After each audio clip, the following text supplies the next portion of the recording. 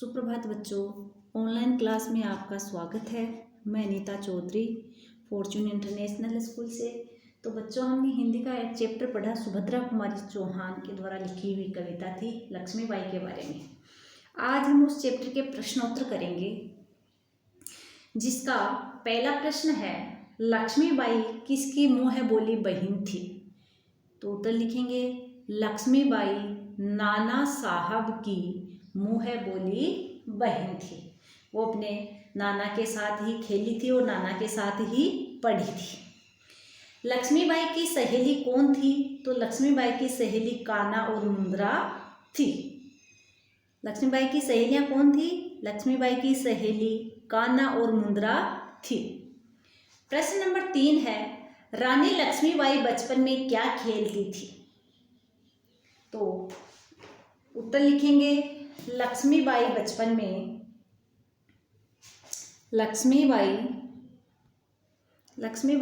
में नकली युद्ध करना, व्यूह रचना करना, शिकार खेलना, सेना को घेरना, दुर्ग तोड़ना जैसे खेल खेला करती थी। प्रश्न नंबर 4 है, झांसी के राजा के मरने पर कौन हर्षाया? यानी झांसी के राजा कौन थे? गंगाधर राव। गंगाधर राव की मृत्यु होने पे कौन हर्षाया, यानी कौन बहुत ज़्यादा खुश हुआ? तो उत्तर में लिखेंगे, झांसी के राजा के मरने पर डलहौजी बहुत हर्षाया। यानी झांसी के राजा गंगाधर राव की मृत्यु हो जाने के कारण डलहौजी था, वो बहुत ज़्यादा खुश हुआ।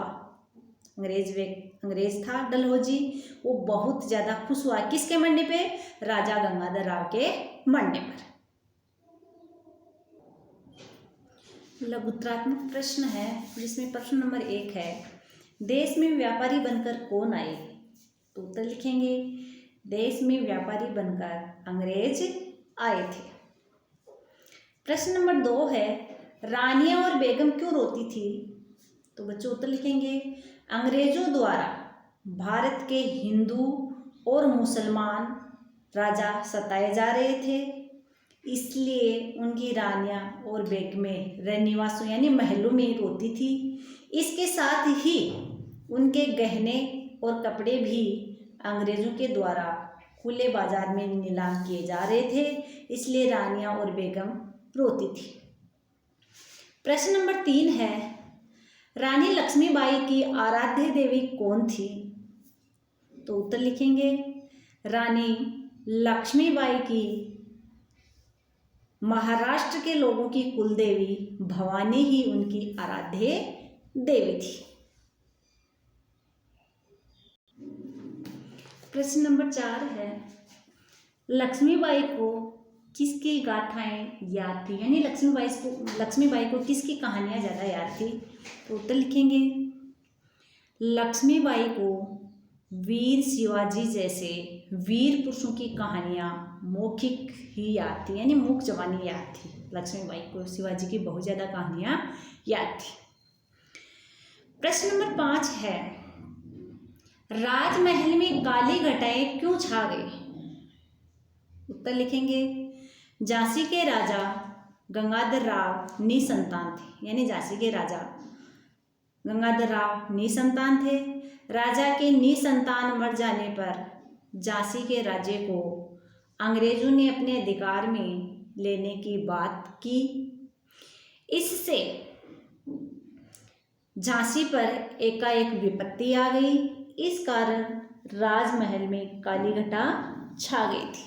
यानी इसमें यह बताया गया है कि राजमहल में काली घटाएं क्यों छा गई? झांसी के राजा थे गंगाधर राव, वो निसंतान थे, उसकी कोई संतान नहीं थी और निसंतान मर गए थे, यानी कोई संतान नहीं थी। राजा गंगाधर राव की मृत्यु हो गई। राजा गंगाधर राव की मृत्यु हो जाने के कारण झांसी राजा गंगाधर राव का जो राज्य था उसको अंग्रेजों ने अपने अधिकार में कर लेने की बात कही। इससे झांसी पर एकाएक विपत्ति आ गई, संकट आ गया। इस कारण राजमहल में काली घटा छा गई, यानी दुख की काली घटा छा गई। प्रश्न नंबर 6 है, रानी के साथ किन सखियों ने युद्ध किया? रानी जब अंग्रेजों से युद्ध कर रही थी तो उनकी और कौन सी सखियां थी जो उसके साथ अंग्रेजों से युद्ध कर रही थी?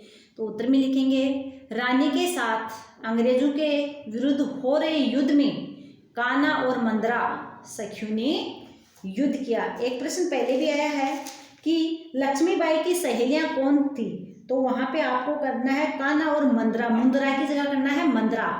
मैं के की जो मात्रा है बच्चों अति लघुत्तरात्मक प्रश्न में प्रश्न नंबर 2 है, लक्ष्मीबाई की सहेलियां कौन थी, उसमें आपको लिखना है लक्ष्मीबाई की सहेली कान्हा और मंद्रा थी, मुंद्रा की जगह मंद्रा लिखना है। तो 6 प्रश्न था, रानी के साथ किन सखियों ने युद्ध किया, रानी के साथ अंग्रेजों के विरुद्ध हो रहे युद्ध में कान्हा और मंद्रा सखियों ने रानी लक्ष्मीबाई के साथ अंग्रेजों से युद्ध किया और अंग्रेजों को रानी लक्ष्मीबाई ने परास्त किया यानी हराया।